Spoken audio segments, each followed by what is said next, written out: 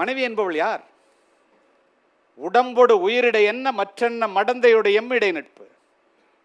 வள்ளுவர் உடம்புக்கும் உயிருக்குமான நட்பு என்னவோ அதாண்டா மனைவிக்கும் கணவனுக்குமான நட்பு. ஒண்ணு இல்லைன்னா ஒண்ணு இல்லைன்ட்டார்.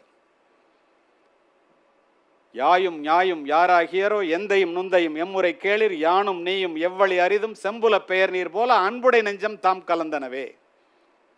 என்ன அர்த்தம் தெரியுமா? உங்க அப்பாவும் எங்க அப்பாவும் பார்த்துக்கிட்டதே இல்லை. உங்க அம்மாவும் எங்க அம்மாவும் சொந்தக்காரங்கல்ல. நீனும் நானும் பேசிக்கிட்டதே இல்லை. ஒரே ராத்திரியில நீ கணவன் நீ மனைவின்னு சொல்லி கல்யாணத்தை பண்ணி ஆயிரங்காலத்து பயிர்னு வச்சுட்டானே, நீ என்னை காப்பாற்றுவியா அப்படின்னு தலைவி தலைவன்ட்ட கேட்குற மாதிரி ஒரு பாடலை கணவன் மனைவிக்கு உதாரணமாக சொல்லுகின்றேன். அவன் சொல்கிறான், கவலைப்படாத, எப்படி ஒரு ஆண் இருக்க வேண்டும் என்று சங்க இலக்கியம் சொல்லுகிறது. செம்மண் நிலத்தில் மழை பெஞ்சா மண்ணும் தண்ணியும் ஒன்றா சேர்ந்து போகும் இல்லையா? அதுலேருந்து ஒன்றை பிரிக்க முடியுமா? நாம் ஒன்றரை கலந்து விட்டோம். செம்மண் நிலத்தில் பெஞ்ச மழை நீர் மாதிரி நிச்சயமாக பிரிய மாட்டோம் என்று சத்தியம் செய்து கொடுக்கின்றான். கடைசி வரை காப்பாற்றுகிறான்.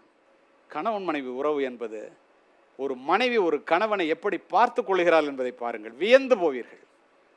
உண்ணும் அழகை பார்த்திருப்பாயே, உறங்க வைத்தே விழித்திருப்பாயே, கண்ணை இமை போல் காத்திருப்பாயே, காதல் கொடியே கண்மலர்வாயோ.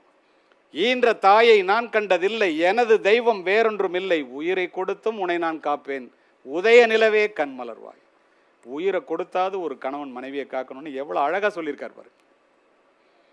அதோடு மட்டுமா, உங்களுடைய சிறப்பு நாளை எப்படி இருக்கும் தெரியுமா? இளைஞர்களுக்கு அல்லது திருமணம் செய்தவர்களுக்கு உங்களுடைய சிறப்புக்கு காரணம் என்ன தெரியுமா?